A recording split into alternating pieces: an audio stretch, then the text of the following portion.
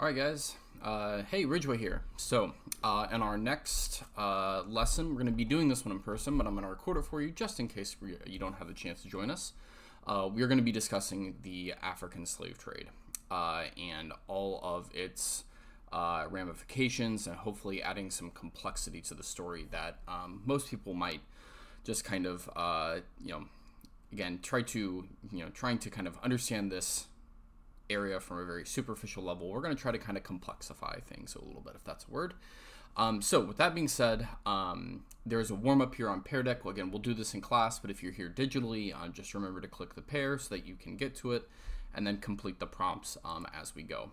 So just a little bit of a disclaimer here, and I always want to add this with stuff that we discuss in class that is particularly painful when we're discussing parts of world history.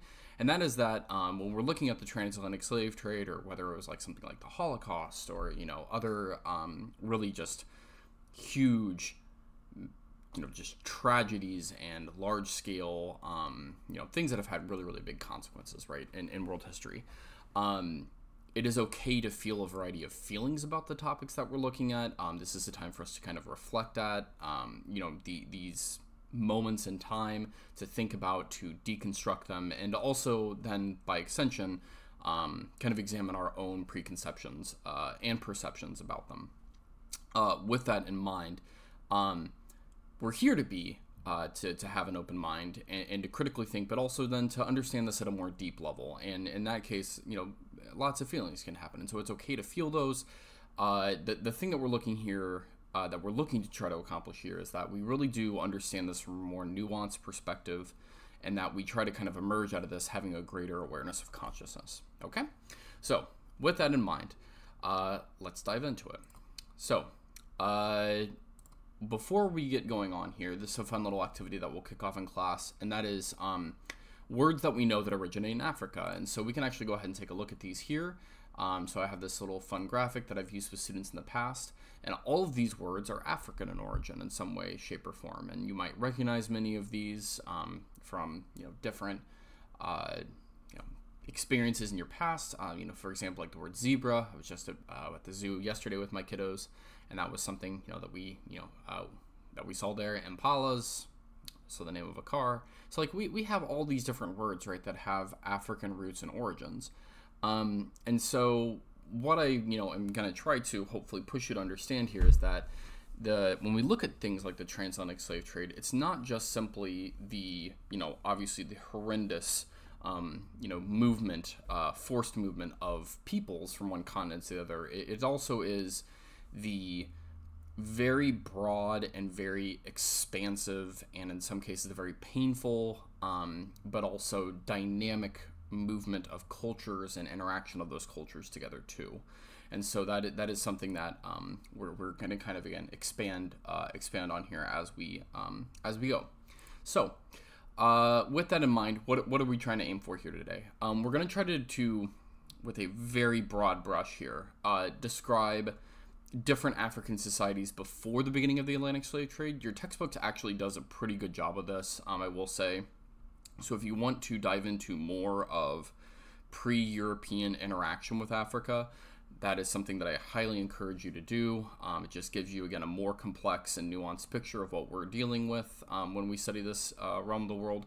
And then the bigger objective that, again, we're going to try to accomplish here is, how did Africa attempt to remain in control, or Africans, rather, attempt to remain in control of their worlds in the context of slavery? So what we're going to be trying to add here is something that historians will refer to as agency, or just the contingency, like the ability for people to try to retain and still have action and capability for action, even in the midst of, like, again, this incredibly oppressive and terrible moment that is going to occur.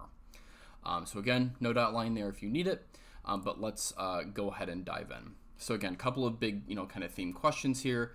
Again, notice just along the same theme that I was just kind of describing there. How do people preserve and control their cultural traditions and their heritage?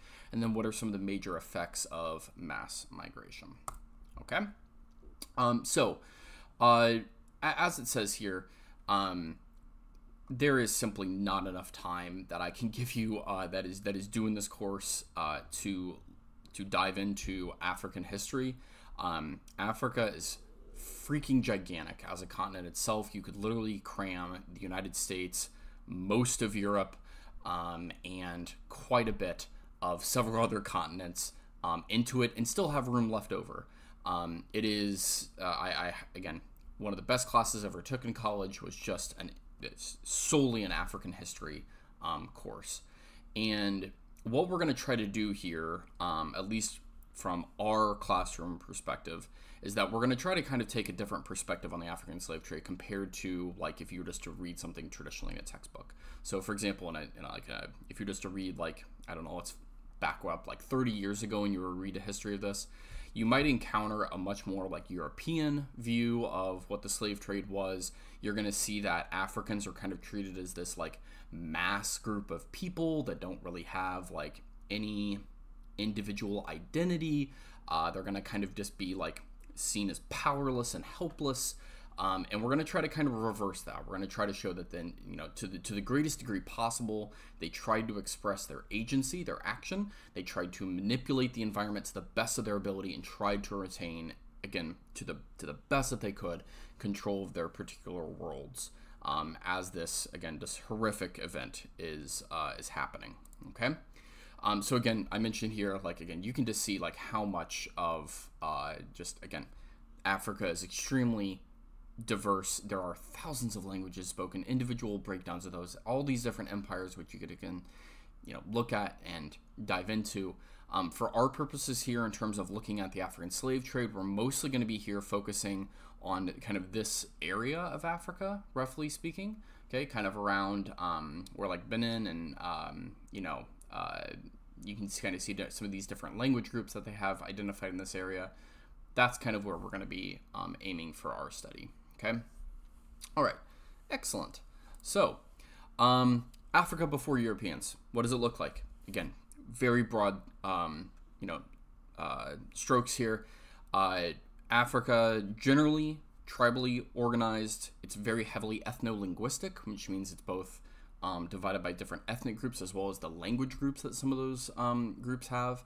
I give you an example here. You can listen to one of these languages being spoken here. This is Ojan with the throat clicks. It's very interesting to listen to if you've never heard it before. And families, broadly speaking, were matrilineal in nature. So that means that lineage was passed down, at least traced through the line of the mother, rather than the European method, which is through, for example, the father. Okay. Religion-wise, in the North, Islam. Elsewhere, it's a mix of different African polytheistic religions, or a kind of combined African and Islamic beliefs. Okay, and that kind of split, if you're looking for where it is roughly on the map, it is roughly where about the 10-degree line is. With that, all right. So what happens when Europeans show up? The classic historian answer, it basically depends. And so this map right here that you can see, this is actually showing you some of the first European routes around. Again, just for a very quick broad summary and recall here, Africa was not Europeans' priority at first. They were really more interested, as this map shows here, of seeing basically Africa as a barrier to getting to places like India or China. And now, of course, yes, did Europeans interact with different places around Africa? Yeah, absolutely. There are some Africans who find it really beneficial to trade with Europeans. In some cases, this does include male slaves early on, but it also includes other things, firearms, rum, other goods. Some Africans adopt Christianity. Others blend it with their own religions. And in some cases, some of these kingdoms, we'll look at one here called the Ashanti, they will actually use Europeans to make themselves much more wealthy and powerful compared to some of their neighbors. Others will not. And again, it's just, whether or not, just depends on the particular group that you're going to look at, how they decide to interact with Europeans. But again, as you can see here with the red lines, Europeans are kind of bouncing their way down the coast, for lack of a better word. As they are, again, you can see Bartholomew Diaz and Vasco da Gama, and they are exploring. But again, this is going to change. Okay, so again, last class we then mentioned that in the context of mercantilism, the triangular trade, there are these green lines that are here, and that is the exchange of slaves and gold and ivory and a few other things out of Africa. So let's go ahead and take a look at one example of how that happens. Okay, so the Ashanti people, which are kind of over here-ish, okay, for again on this part of Africa, the nook of Africa, they're going to represent a process that's common in Africa. Again, this doesn't happen everywhere, but it is a good example of one that you can kind of like hang your hat on, of how Europeans will use Africans to, you know, begin to perpetuate this process that becomes the slave trade.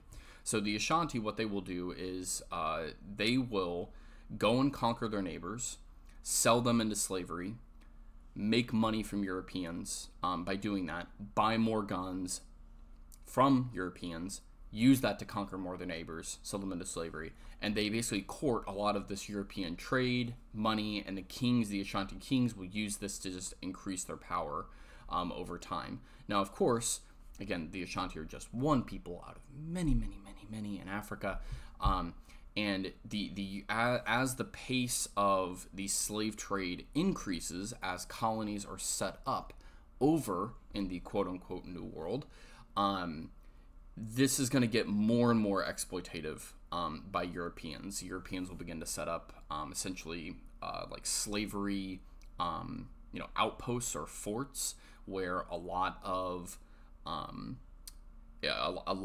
the actual disembarkment of those ships will happen. I'll talk more about the ships here in a moment, but a lot of the slave trading that is done in particular is done by pirates, like the kind that, you know, like Pirates of the Caribbean will later make famous and then like super whitewash.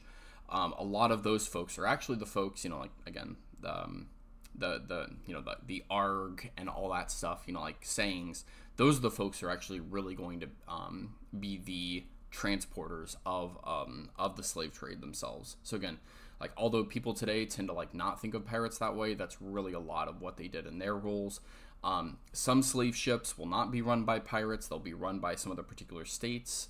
The Portuguese are notorious for this, as will later be the English and the French and others. The Spanish, it's yeah. So, anyways, the Spanish, and I should say the Spanish just as a note there, the Spanish are going to be much more involved in slavery in Latin America than the African slave trade, but again, kind of along the same theme. Okay, so this video right here, which I'm not going to play just to avoid copyright issues, shows you kind of the general flow and the themes that kind of emerge from looking at the Atlantic slave trade in just a couple of minutes. And what you see from this video, and especially if you're an American or you're more familiar with the American history of Atlantic slavery, might surprise you a little bit. And that's simply because most slaves did not go to what will become the Caribbean or the future United States. They actually go to Brazil. And so make sure, you know, you answer that question correctly on that Pear Deck question. So from that point on, let's talk about what is called the actual trip itself, or called the Middle Passage. So once a person was captured and in Africa and was prepared to be enslaved, you know, in the Americas, it's not like that, you know, trip happens quickly and it's automatic. The Middle Passage is just an absolutely brutal example of just the absolute cruelness that humans have, you know, have at their whim and at their capability. But again, as we're sitting here studying this, we do want to still acknowledge the fact that there's going to be immense suffering here at the exact same time that Africans are going to try to the best of their abilities, start to rebel against this. So what exactly does the Middle Passage look like? Anywhere from 10 to 16 million slaves shipped. You'll notice that's a huge variation in number. A lot of that is just because of the record keeping that was done at the time, and also part of the difficulty that we have with that number is simply because just the broad amount of death that happens here. 10 to 15% of all slaves that travel in the Middle Passage die, and don't even make it. And you can see from the diagrams here just how closely packed in all of these, all of these men and women and children are as they are transported. For Europeans who are running this, their priority again is just profit, right? So the more people that they can get across, the better. If that means that 10 to 15% die, that is seen as acceptable losses for them, which again is just an absolute terrible perspective to think about. Now, eventually, do they begin to understand that every person that dies is a loss of money? Yeah, they do, but that takes a long time. So, like, again, there's changes that eventually are made to this to make it less brutal, but that's, again, just an absolute, just last final afterthought for them in relative perspective. For slaves who are on this, and what they are going through, just the immense amount of confusion and fear about what is happening on this experience. Many, rather than once they are captured and knowing that they are obviously not going home in any way, shape, or form, they are again this knowing the outcome is not looking good. They're going to commit suicide and jump overboard. Eventually, Europeans will install things like nets around to prevent them from being able to do that. But there are also several notable examples of slaves actually successfully revolting on some of these ships. But also, there's something to note here too, that as one of these slaves on this particular ship, you are oftentimes just again to add to the confusion element, you're oftentimes surrounded by people who don't speak your same language. That could very well happen. You're also chained below for the vast majority of the day, so like 20 hours, 22 hours out of the 24-hour cycle. The amount of sweat and human excrement and just again people dead around you, and if they would have died from natural causes, or overheating or whatnot, just again an absolutely brutal experience that just cannot be denied in terms of its just inhumanity, right? So with the Middle Passage in mind, with the Middle Passage kind of now defined for us, well, kind of what happens from that point? So, well, once they get off the ship, for some of these slaves, they're then sent out to, and again, we looked at the, mercantilism and the triangular trades in our previous class. They're then working on those colonies that were there. And I'm just going to point out one here as an example, and it's this little tiny island called Barbados that's in the Caribbean. Barbados was a British colony, okay? And we're just going to use this as just an illustration here of some larger points going on. But again, most slaves sent to Brazil, and then also, a significant amount sent to the Americas and Latin America. But Barbados, as one of those Latin American countries, what its crop was sugarcane. Okay, and if you don't know anything about the harvesting of sugarcane, Europeans at this time cannot get enough sugar. Like, it is just an absolute obsession for them. The thing that they don't understand, or that you may not understand, is that sugarcane is incredibly labor intensive. It requires, and again, this is Barbados, right? And like the equator is like literally right here, okay, on the map. It is incredibly hot. And again, sugarcane being a heavily manual crop, they just millions and millions of slaves just die in plantations like those in Barbados. That just again, it is cheaper for them for Europeans running these colonies to just import more slaves rather than actually improve the conditions that they're having to work through, right? Now, what is interesting about Barbados is actually a lot of the slaves that work on Barbados get transferred as time goes on because of the skills that they had to places like rice fields and other places like that in South Carolina. And why I mentioned the South Carolina example there is that in South Carolina, we see something that happens in other places. So, for example, if you've heard of this language right here, which I'll talk about, which is Gola, which is a new language that is invented from a combination of English and then other African languages. If you've ever heard of like languages those spoken down in Louisiana that involve, Cajun or Creole, that would be another example here of what we call cultural fusion. They're taking languages, inventing new ones. But Gola is interesting because Gola is a good example of agency and the very clever use of language to actually resist Europeans. And the reason why it is because in Gola, they could, this was a language, again, that slaves developed, again, as a part of this process, is that they could use it to talk about white slave owners in a way that the white slave owners were not aware of, that they were talking about them. And so we can see language as used as a way to resist and to have, again, control. So again, I encourage you to click on that video and to check it out because it is super interesting to listen to somebody speak Gola. Okay, so beyond fusion and then other forms of resistance. So I mentioned, again, Gola as an example here, but another good example is in Haiti, okay, where Haiti really becomes one of the strongest bastions of Vodun, or as you might know it, voodoo. Now, voodoo is nothing like if you have seen like Princess and the Frog from Disney or stuff like that. That is just a load of hot garbage.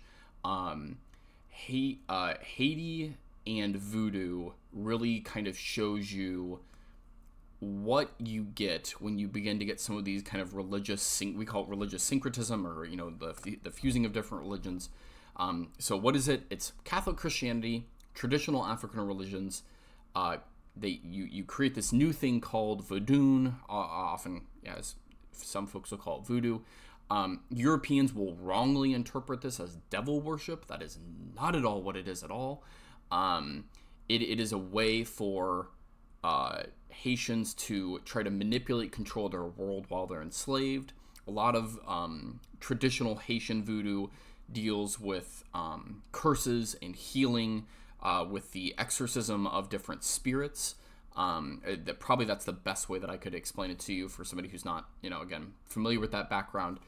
There is a video right here that explains that, and you can really see when you watch the video kind of the influence of traditional Catholic Christianity in some of the spirits and figures that they mention in Haitian voodoo. But again, why this all matters is because, like, again, if you're a slave and you don't have access to, medicine, at least in the kind that was current for the time, these are all options that you could exploit, such as like curses on masters when you're treated poorly, when you don't have the ability to access those things. And so, the invention and the use of this is really, really important for, again, the idea and the theme of them trying to retain some kind of control. Okay, so I have for you here a 3-2-1 exit ticket. You can knock that out in Pear Deck, and once you do that, you are done with this lesson.